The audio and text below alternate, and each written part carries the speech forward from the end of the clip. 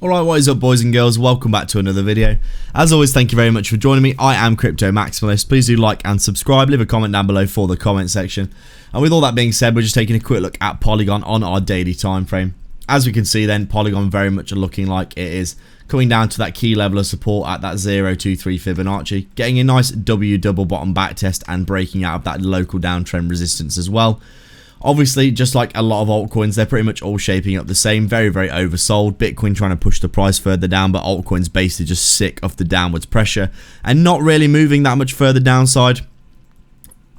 Much further down to the downside, you can see potentially forming a W double bottom pattern here, breaking out of that resistance downtrend and back testing it.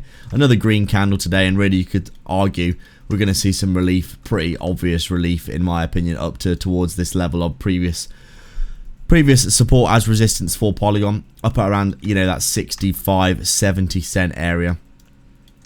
Anywhere in this area here, I think this is probably a very, very likely outcome. I've taken some long positions on a lot of cryptos down at these levels of support because really we're looking very bottomed out and Polygon is looking no different, to be honest.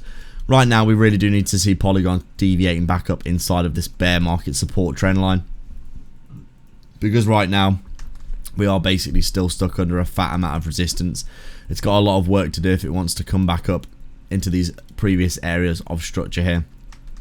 Right now putting in a big fat bear market range, to be honest, and now testing the low of the range again. Hopefully we can see ourselves getting some relief in this area overall. Right now Polygon very much just sitting on the edge of a bit of a precipice, to be honest, but as I said, looking very oversold, and you'd be extremely surprised if we did see just continued downside here. Right now for Polygon, basically just waiting and seeing what the market's going to do, but I do think we're going to get some relief for altcoins, just like we've been seeing over the next few weeks, provided that Bitcoin doesn't shit itself. So